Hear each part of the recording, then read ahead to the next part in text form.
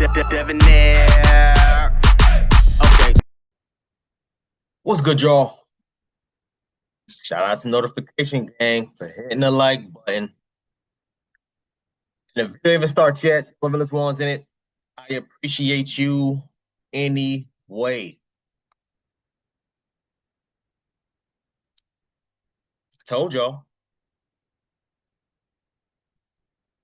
I told y'all, and I'll put all the links in the description. I'll put all the eyes at the top. I've been saying since day one, I don't think Shannon Sharpe is coming back to ESPN. Told y'all.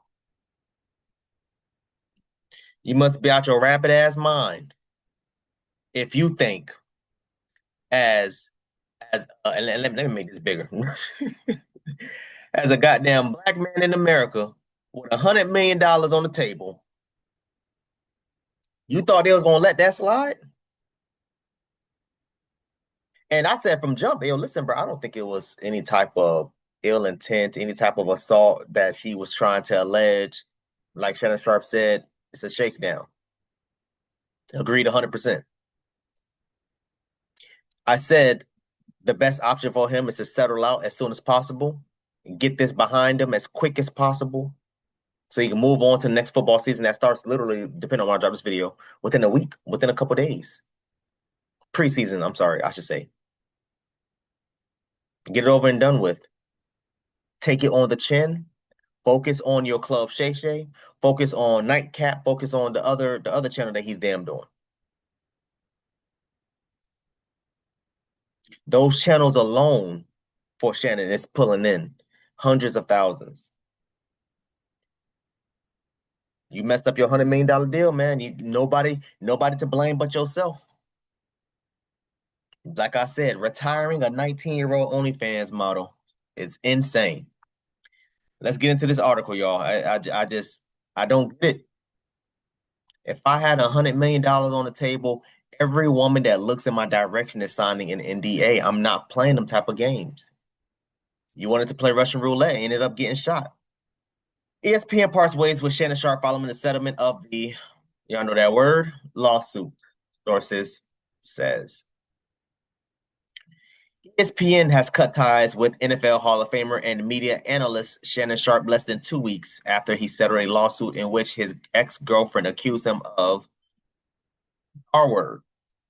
Sources briefed on the decision told The Athletic on Wednesday. Sharpe has not been on ESPN since late April when the suit was first filed. He said at the time he will return to ESPN at the beginning of the NFL training camp, which he's still trying to do, but he probably won't be on ESPN. ESPN declined to comment. The woman known as Jane Doe, also known as, what's her name? Gabby, what's her name? Gabby Zuniga, something like that. Y'all know what I'm talking about. Put in the comment section. She went by Carly on OnlyFans. The woman known as Jane Doe in the suit was seeking $50 million for pain and suffering, psychological and emotional distress, mental anguish, embarrassment, and humiliation. Sharpe publicly declined the allegations immediately after his accuser filed the suit in April, calling the case a shakedown. He has maintained that he and the Nevada woman were in a consensual sexual relationship. Bro, they don't give a damn about that.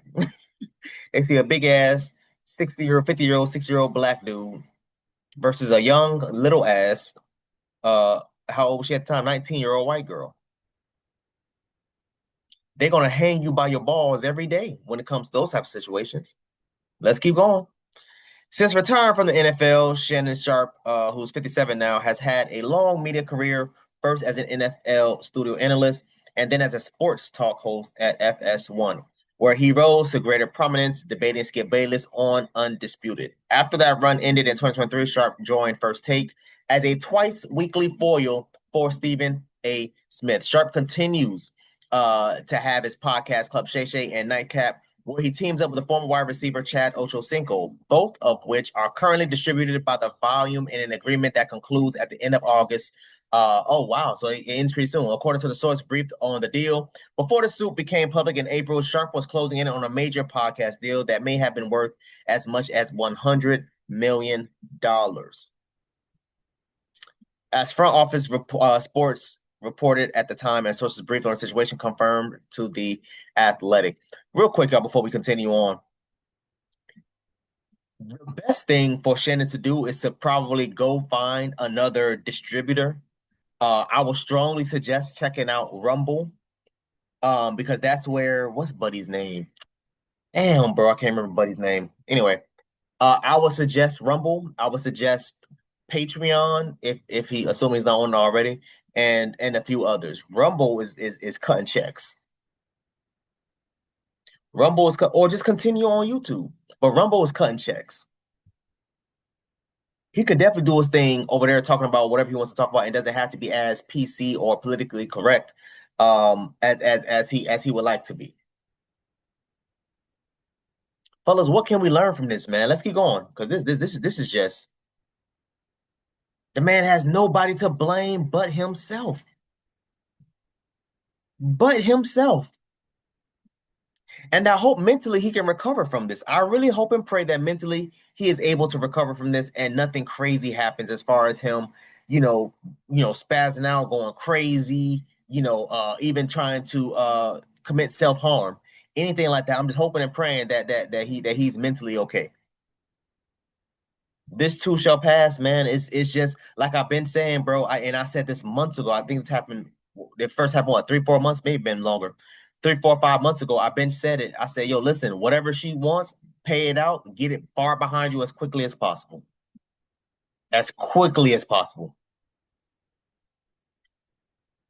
The woman's attorney, Tony Busby, announced the lawsuit dismissal in a post on X on July 18th, but did not specify the details of the settlement. After protracted and respectful negotiations, I'm pleased to announce that we have reached a mutual agreed upon resolution, Busby wrote. All matters have now been addressed and satisfactorily. The matter is closed. The lawsuit will thus be dismissed with prejudice. A dismissal with prejudice means Sharpe's accuser cannot refile the same claim against him in the same Las Vegas court. No criminal charges were filed against Sharpe. Yeah.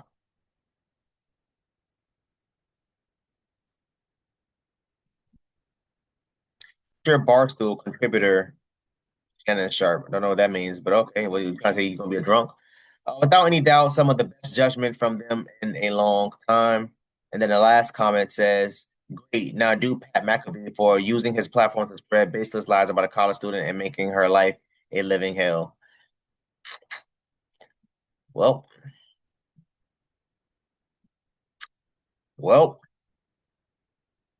fellas, what can we learn from this? Seriously. What can we learn from this, fellas?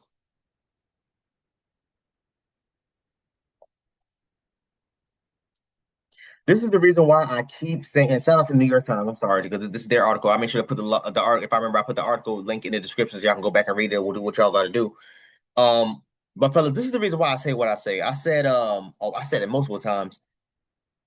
I said, if I make a cool 100,000, 150,000, 250K, after that, I'm checking out. I don't want to make anything, really, I don't want to make anything more than 150,000, but whatever. After that amount, I'm checking out. I don't need to be making 100 million. What problems am I trying to get away from that I need to be making? I need to be making $100 million. Because I know what problems come with that type of money. And I'm not saying, oh, yeah, if you make 100,000, you don't run into problems. I'm not saying that because you do. It's just compared to making 100,000 versus 100 million, your problems grow significantly with the more money, with more money that you're making, within a lifetime. Being financially free. I'm using that term extremely loosely.